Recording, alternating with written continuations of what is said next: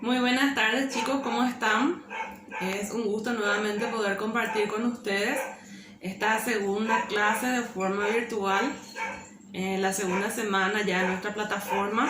Espero que el video anterior les haya sido útil en cuanto a las explicaciones que he dado acerca de la primera unidad de la materia.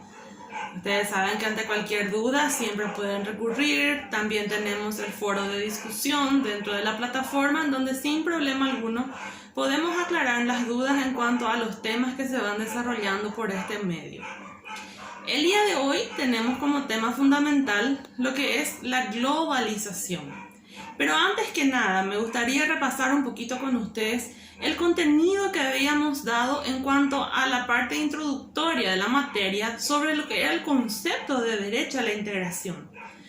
Habíamos tomado por concepto de lo que era derecho a la integración como el conjunto de normas que regulan los procesos de interacción, de unión, agrupación a nivel internacional que se dan entre dos o más países. ¿Cuál era el fin que pretendía un proceso de integración? Lograr una mejor calidad de vida de sus habitantes, ya sea de forma económica y también de forma social. Entonces, a modo de recordar un poquito, también habíamos mencionado a grandes rasgos algunos grupos de integración, principalmente lo que era el Mercosur, ¿recuerdan? Mercado Común del Sur, al cual Paraguay también forma parte de ese bloque de integración. Recordemos que a los grupos que forman integración se los conoce como bloques. El día de hoy estaremos viendo la unidad referente a la globalización, como les estuve diciendo al comienzo. Tal vez tenemos un concepto ya básico, por lo menos, acerca del famoso término de globalización. Habremos escuchado en algún medio de prensa, ya sea radio, televisión, periódicos, Facebook, cualquier medio de comunicación se refiere mucho a lo que es la globalización. ¿Qué tenemos como concepto acerca de lo que es globalización? Si bien es cierto, el Internet, que vamos a ver un poquito más adelante, forma parte de los fenómenos que se han dado dentro de la globalización, podemos tenerlo como un concepto que es un proceso económico, social, político, cultural, que pretende ¿qué cosa? Un crecimiento de comunicación, relacionamiento a gran escala a nivel mundial de los países. Y me preguntarán ustedes, ¿pero qué tiene que ver la globalización con lo que es el derecho a la integración? Tiene mucho que ver. ¿Por qué? Porque la globalización es uno de los aspectos que ha impulsado a lo que hoy día tenemos como lo que es el derecho a la integración. Lo encontramos en el mismo concepto de lo que es la globalización. Proceso económico y social.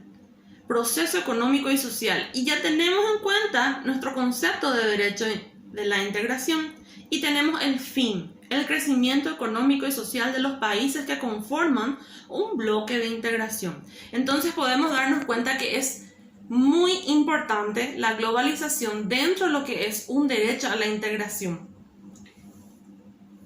¿Cuáles son los ámbitos que son impulsados por la globalización? Los ámbitos que son impulsados por la globalización, en primer término tenemos la apertura de los comercios nacionales. Podemos mencionar ahí al libre comercio.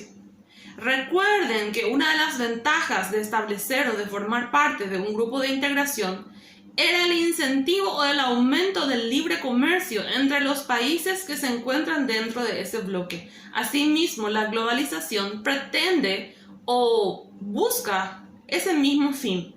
Ese es el ámbito que pretende impulsar la globalización. Posteriormente tenemos las fusiones entre empresas. Cuando hablamos de fusiones entre empresas, podemos hablar aquí de las multinacionales. Multinacionales en el sentido de que una empresa puede pertenecer a varios países. Por ejemplo, la Itaipú, Yacyretá, son ejemplos de multinacionales o de países de empresas mixtas, en el cual dos países diferentes forman parte, o mejor dicho, han contribuido para la creación y el sostenimiento de esa empresa multinacional. ¿Cuál es el siguiente ámbito que pretende impulsar la globalización? La eliminación de las empresas públicas. Ahí podemos mencionar lo que es la privatización. La privatización, el cual contribuye a que una empresa internacional venga a nuestro país y pretenda adquirir esa empresa que anteriormente era pública. Cuando hablamos de empresa pública, decimos que es del Estado. Y el cuarto ámbito que pretende impulsar la globalización es la desregulación financiera internacional a favor del libre comercio. Y es ahí donde encontramos a los tratados de libre comercio. ¿Cuál es la influencia que tienen los tratados de libre comercio? Aquí es donde se sellan los tratados, los pactos, los acuerdos, las normativas establecidas cuando hablamos de grupos o bloques de integración entre varios países. Recuerden que no existe ningún tipo de convenio o grupo de integración que no tenga normativas jurídicas o legales. Las mismas deben de contener las normativas por las cuales se van a regir esos grupos de integración. Entonces, estos son los ámbitos que fomentan lo que es la globalización. Podemos entender más o menos a qué se refiere entonces la globalización y por qué es tan importante dentro de un proceso de integración. Es muy importante. Y es aquí donde entra a tallar el tema fundamental, cuál es el comercio internacional. Cuando hablamos de comercio internacional, hablamos de las relaciones de las grandes potencias a nivel económico que se dan a nivel mundial. Señalan una nueva dimensión que se definirán en los casos de las supremacías económicas o superpotencias económicas a nivel mundial. Tal es el caso de Estados Unidos, de China, de Rusia, que son las grandes potencias económicas que tenemos. Ahí tenemos que empezar a hablar también un poquito acerca de la seguridad económica de las regiones. Lo que pretende lograr el derecho a la integración es eso, la seguridad económica de las regiones, fomentando el relacionamiento entre los países que eventualmente conformen un grupo de integración. Cuando hablamos de comercio internacional, hablamos del fin que pretende ese grupo de integración. Sabemos que la economía es parte fundamental de un país. Entonces es necesario fomentar el comercio internacional a través de lo que sería un bloque o un grupo de integración propiamente dicho. Posteriormente tenemos a la Organización Mundial del Comercio, la OMC, que también me imagino que en más de una oportunidad habrán escuchado de esa sigla, OMC, Organización Mundial del Comercio. Según el criterio de ustedes, tal vez les parecerá que esta organización no está muy presente dentro del mercado internacional cuando hablamos de comercio internacional, pero sin embargo, se supone que ellos tienen funciones que deben de cumplir a nivel mundial. Tienen que regular el aspecto económico, monetario de los países del mundo. No piensen que porque el Mercosur es un grupo cerrado, por decirlo así, la OMC no tiene nada que ver. También se encarga de fiscalizar los procesos económicos que se dan dentro de los países, tengan o no estén dentro de un bloque de integración. Cuando hablamos de la OMC, podemos decir que es la organización madre que regula y dicta políticas y normas sobre el comercio exterior. Nació en el año 1917 con pequeños países que estaban en la búsqueda de una organización que regule el comercio exterior y posteriormente creada adquirió muchos países para que le den fuerza. Entonces, la Organización Mundial del Comercio no sería nada también sin los países que pretenden fomentar su economía. Es lo que nutre el núcleo de la Organización Mundial del Comercio. Surge como una organización madre que regula y dicta políticas y normas del comercio exterior. Como les estuve diciendo, no existe ningún país que esté exento de la fiscalización de esta organización. Necesariamente tenemos que hablar de la OMC cuando hablamos de un bloque de integración que pretende fomentar la economía de los países que lo conforman. ¿Por qué se convierte el GATT, G-A-T, GATT, en la OMC? Anteriormente no era la OMC propiamente dicha, o no nació como ese nombre desde el principio. Se da el GATT, que significa Acuerdo General de Preferencias y Aranceles, eso significa la sigla GATT. Eran procesos que duraban años referentes a temas agrícolas que de repente no llegaban a ningún acuerdo en las rondas de negociación. Entonces fracasan las negociaciones referentes a los temas agrícolas y por una cuestión de subsidios en diversos grupos de integración como la Unión Europea, los Estados Unidos, que son los grupos de países de repente que son, por decirlo así, que están inclinados hacia lo que es el proteccionismo del libre comercio. Ellos protegen el libre comercio, no están muy a favor. Sin embargo, ahí es donde fracasó. Se surgió también la figura de los subsidios, que son los subsidios, son pequeños montos de dinero que el Estado de repente paga a las personas. Habrán escuchado hablar del famoso crédito agrícola, que forma parte también de los subsidios, subsidio por algodón, ¿recuerdan? Son procesos que de repente se dieron también en nuestro país desde esas épocas que han contribuido a la formación de la OMC, que fueron necesarias para poder llegar a la evolución de la economía de nuestro país, así como lo tenemos actualmente. Y es ahí donde fracasa el GATT. El GATT fracasa y da lugar posteriormente a lo que es la OMC, que surge de forma oficial en el año 95, por sobre todo logra tener un mayor protagonismo a nivel internacional cuando hablamos de aspectos económicos. ¿Cuáles son las funciones que debe de cumplir la OMC? Hablamos de varias funciones, infinidad de funciones que tiene que cumplir. Pero yo he logrado resaltar 4 que a mi criterio son bastante interesantes y que de repente son las que más se ven reflejadas a nivel internacional cuando hablamos de economía mundial, cuando hablamos de globalización. Una de ellas es administrar y aplicar los acuerdos comerciales, multilaterales y plurilaterales que en conjunto configuran la OMC. Si Paraguay es parte de un bloque de integración en el cual se ha celebrado diversos tratados, convenios, se han establecido normas bajo las cuales deberán regirse ese grupo de integración, necesariamente la OMC está obligado a velar por el cumplimiento de lo que se ha pactado, de lo que se ha establecido. Entonces, esa es una de sus principales funciones. El segundo, servir de foro para la celebración de negociaciones comerciales multilaterales. De repente, si, por darles un ejemplo, Paraguay y Brasil no están pudiendo llegar a un acuerdo o tal vez necesitan una zona neutral ante la cual ellos puedan llegar a ese acuerdo, unificar criterios, de repente decidir, recibir ciertas orientaciones en cuanto a la economía mundial. La OMC también está encargada de velar porque esos países lleguen a ese acuerdo que se pretende lograr cuando hablamos de economía mundial. La tercera función es tratar de resolver las diferencias comerciales, supervisar las políticas comerciales nacionales. Escuchen bien, tratar de resolver las diferencias comerciales. Siempre van a haber diferencias comerciales.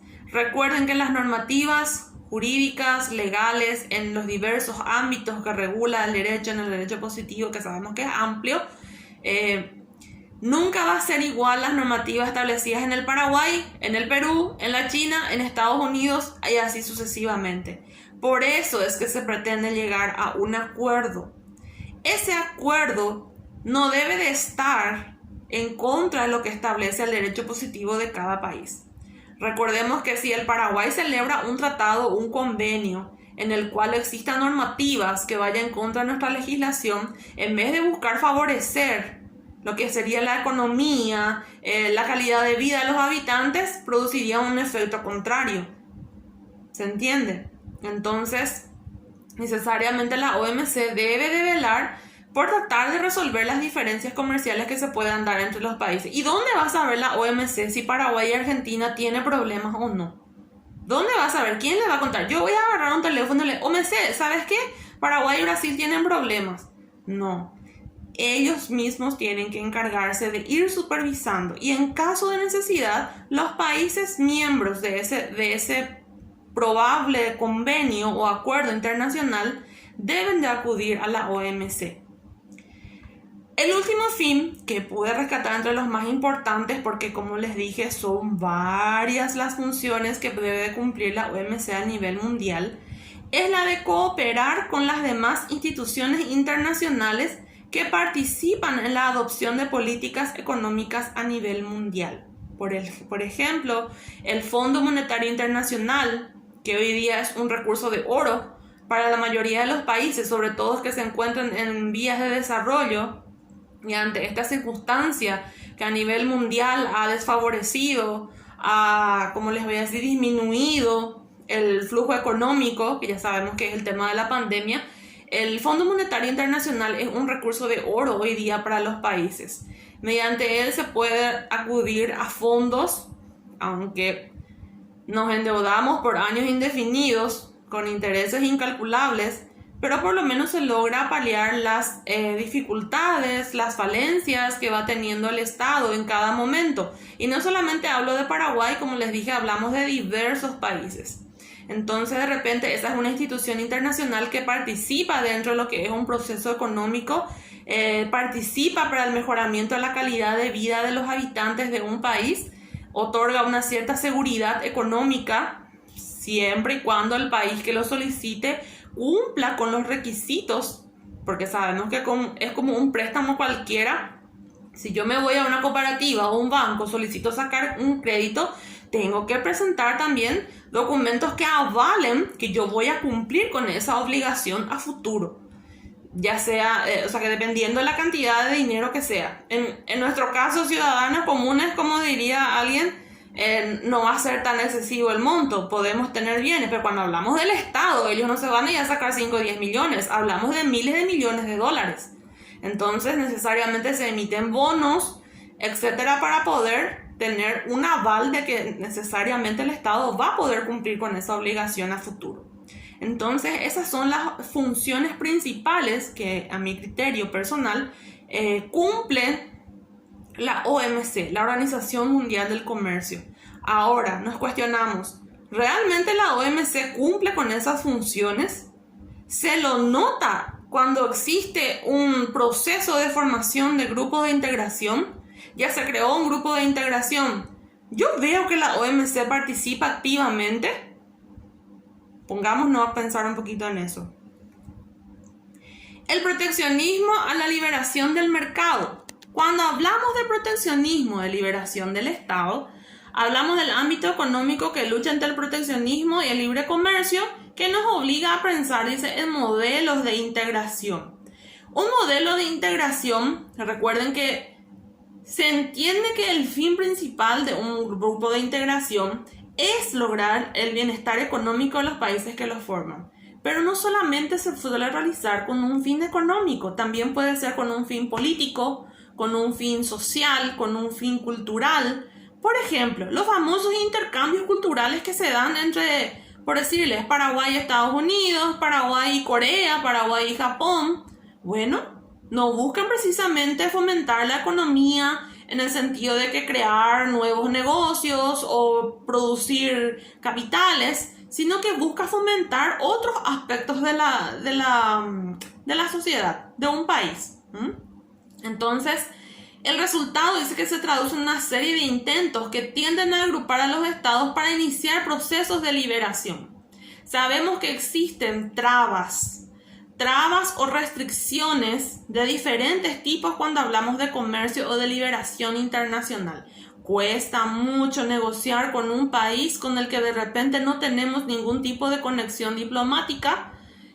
Cuesta establecer criterios comunes para poder lograr esa globalización o el libre comercio entre esos países. Entonces, para comprender esta lucha entre los sistemas es preciso recordar que el industrialismo, entre muchas otras repercusiones, llevó a los estados a amparar a las industrias nacionales a través de medidas tendientes a proteger el mercado en favor de la producción nacional. Vez pasada yo les había dado algunos ejemplos cuando hablamos de producción nacional y producción internacional, de la oferta, la demanda, no sé si recuerdan, pero en esta parte también podemos volver a tocar ese tema, sobre todo para entender el proteccionismo al libre mercado. Se supone que lo que logra, o lo que pretende lograr, mejor dicho, es la protección del mercado nacional. La protección del mercado nacional. Yo creo que cuando hablamos de protección del mercado nacional, necesariamente tenemos que tener en cuenta que un Estado debe de fomentar las políticas económicas, las políticas sociales necesarias para poder salvaguardar la producción nacional de un país. No solamente dar libre paso o libre comercio a las mercaderías del extranjero o de países que están cerca nuestro, por decirlo así, como Brasil, como Argentina. Y les vuelvo a poner el ejemplo del calzado, de los tomates, que de repente, bueno, yo tengo en el súper la opción de comprar tomate paraguayo, tomate argentino y tomate brasilero. El brasilero es el más caro. Bueno, ¿cuál piensan ustedes que vamos a comprar? De repente me puedo inclinar más por lo que es el tomate argentino. ¿Por qué? Porque es más grande, es más rojo. Bueno, es más caro, sí, es más caro, pero es más grande, es más rojo, va a salir más rojo mi comida. Y el tomate paraguayo no, es verde, y no sale bien la comida, no es rico, no se siente el sabor. Nosotros mismos nos encargamos de desvalorizar lo que sería la producción nacional. Si nosotros, los habitantes de nuestro país, desfavorecemos la economía nacional, la producción nacional, imagínense el resto y el propio Estado. El Estado mismo debe de encargarse de fomentar las políticas para poder reactivar el comercio nacional. Ahora mismo, después de todo esto que está ocurriendo en nuestro país y a nivel mundial, ¿qué les parece que es lo primero que tenemos que fomentar? El crecimiento económico nacional, que está decayendo a pasos agigantados, aunque las encuestas y los porcentajes a nivel mundial digan lo contrario. Dicen que el Paraguay es uno de los países que va a tener menor recesión económica. Cuando hablamos de recesión económica hablamos de pérdidas, podemos decirlo, de nuestra economía que nos va a quedar muy atrás, nuestra moneda que no se va a devaluar, pero sin embargo hay muchos otros aspectos que se tienen que tener en cuenta.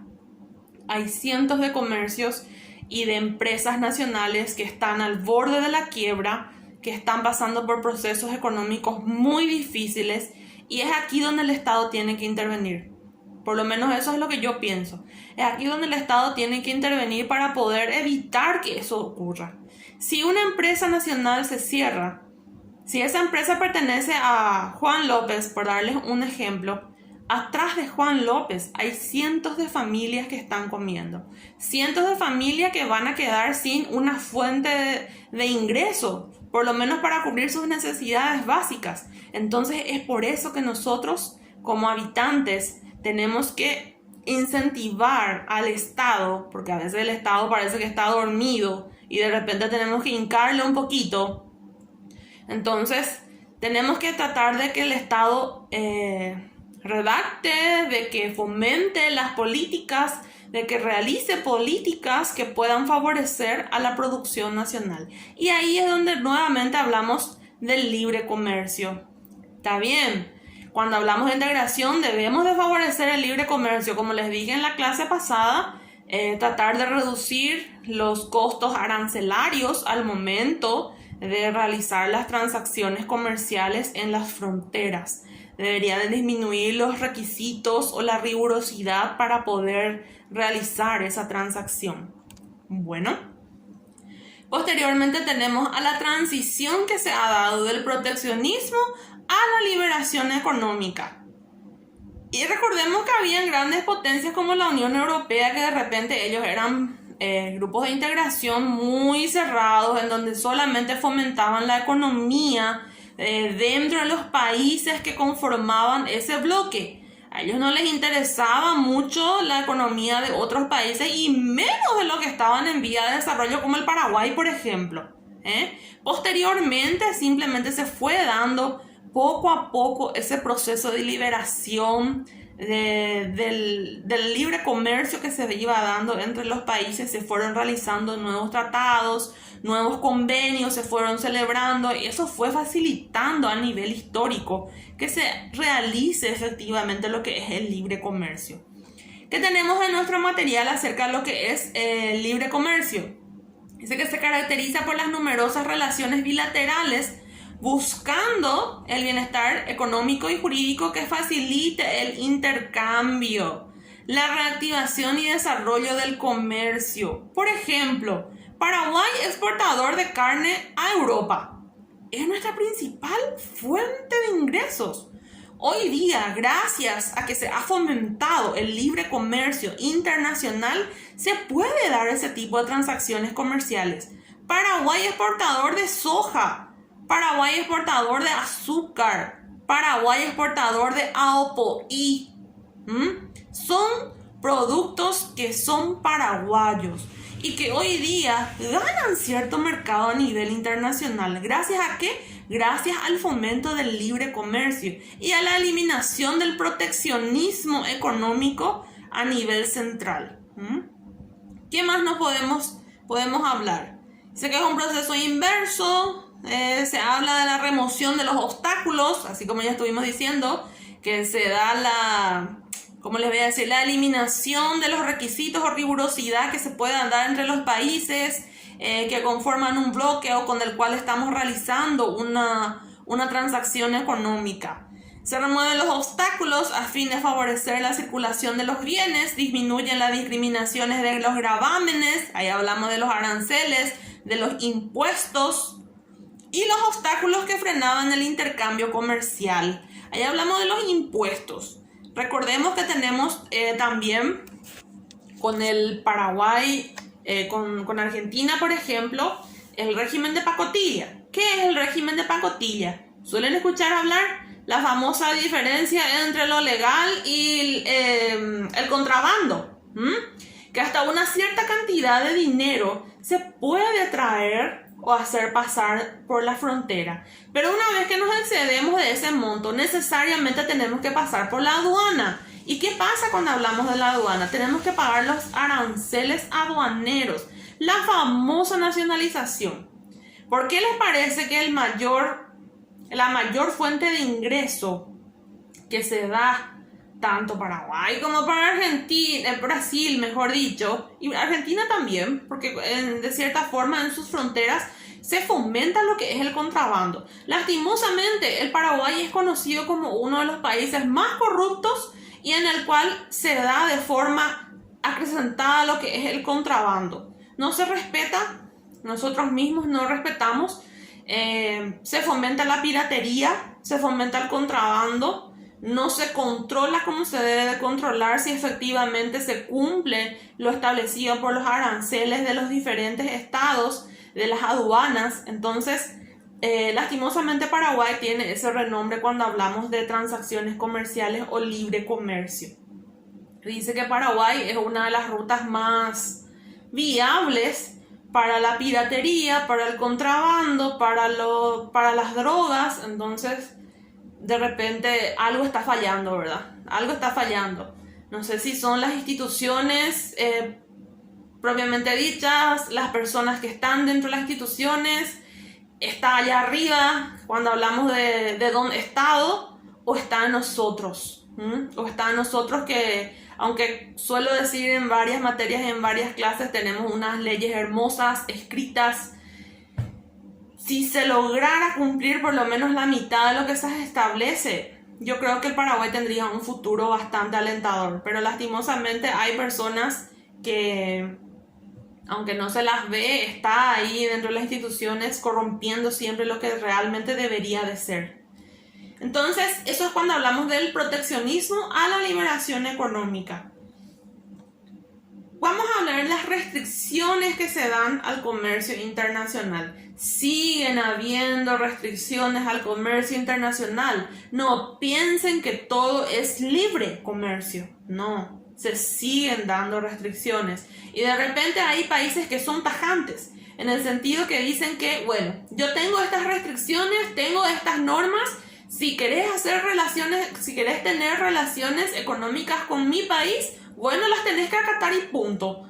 No son capaces o no tienen la mentalidad abierta de tratar de llegar a un convenio, a un acuerdo que favorezcan a ambas partes, sino que son tajantes en cuanto a las restricciones que tienen para sus países.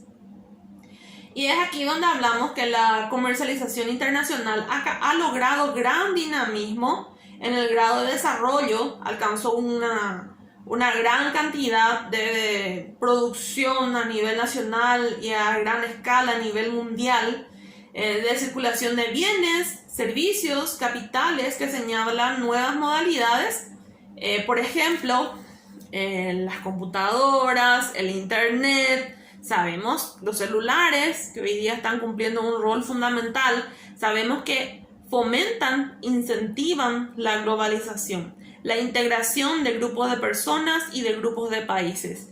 Es un aspecto que yo creo que fue el primer punto que ha logrado la globalización, el tema de la comunicación a nivel mundial, la facilidad con la que se logra un acuerdo comercial gracias a la globalización.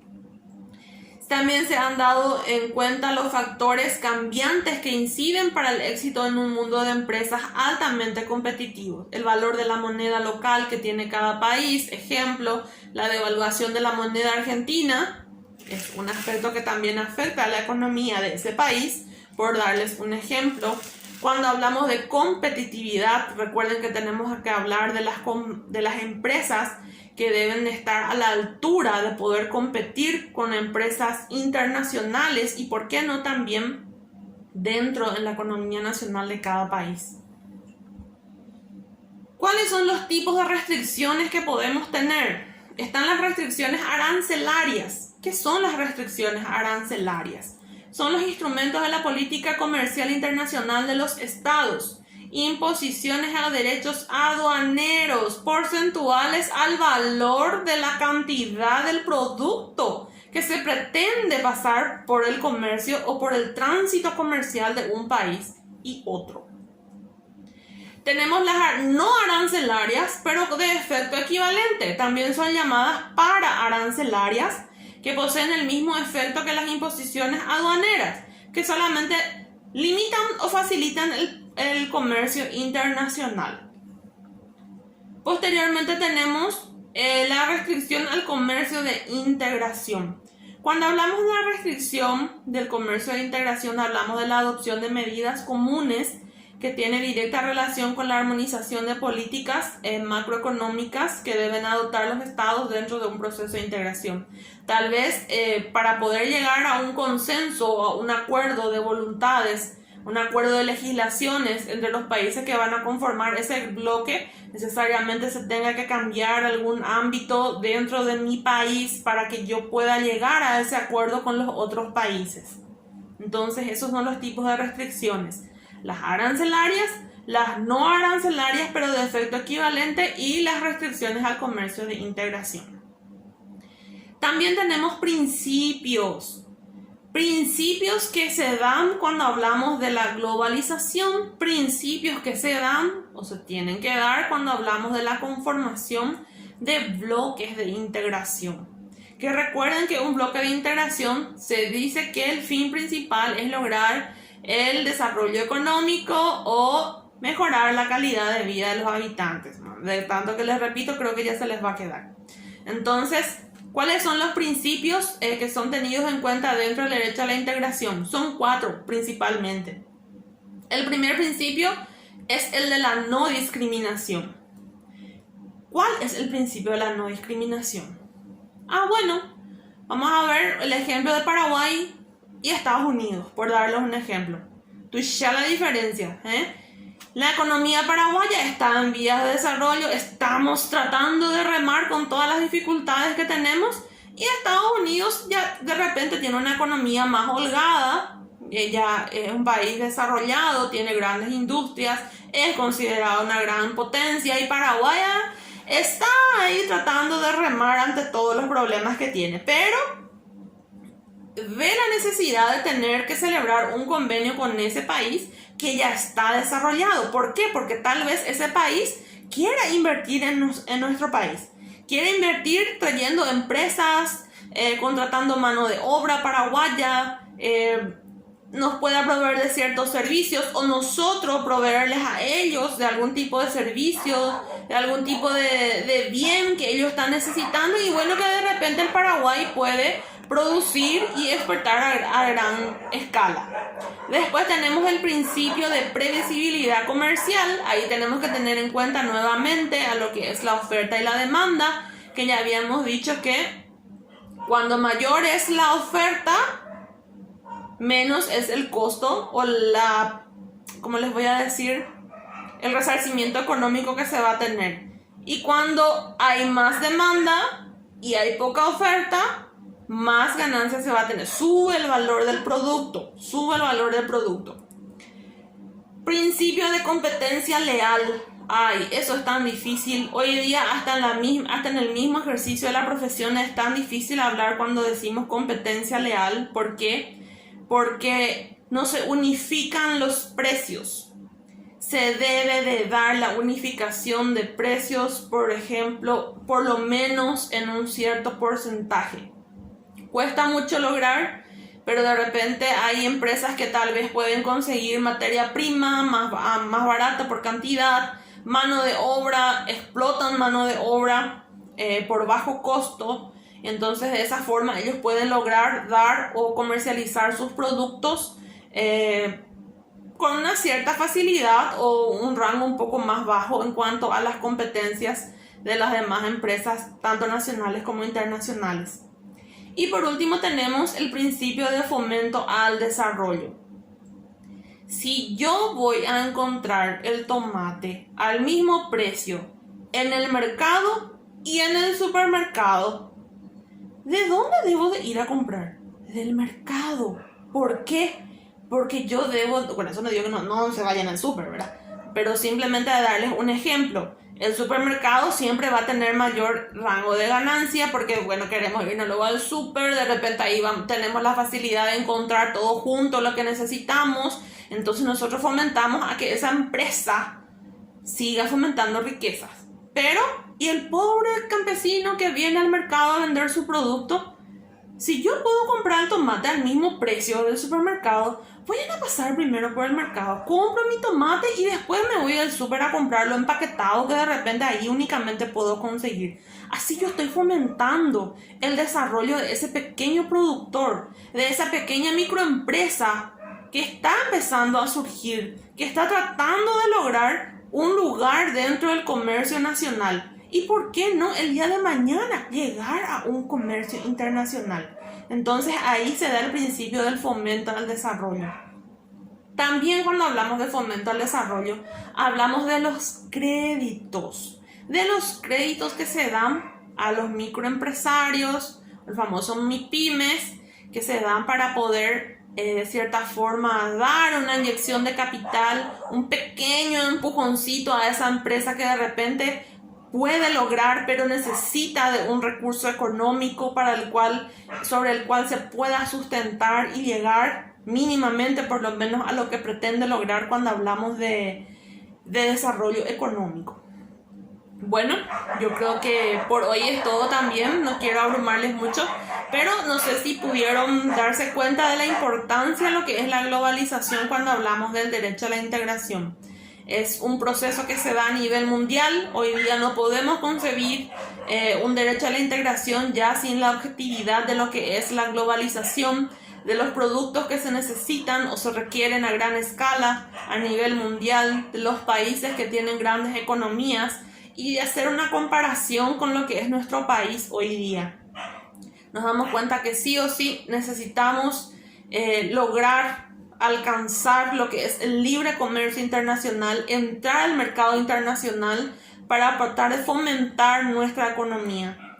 Entonces yo creo que por hoy es todo. Es un gusto nuevamente haber compartido con ustedes. Ya está en la plataforma El Ejercitario, semana 2, PowerPoint, semana 2. Un material de lectura que yo creo que les va a ayudar bastante para poder completar la guía.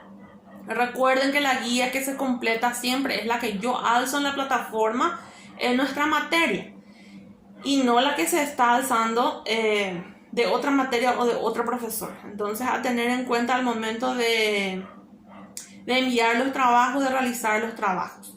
Bueno, entonces es un gusto haber compartido con ustedes el día de hoy. Cualquier cosa, consulta, ustedes saben que tenemos el foro de discusión. Hasta una próxima ocasión.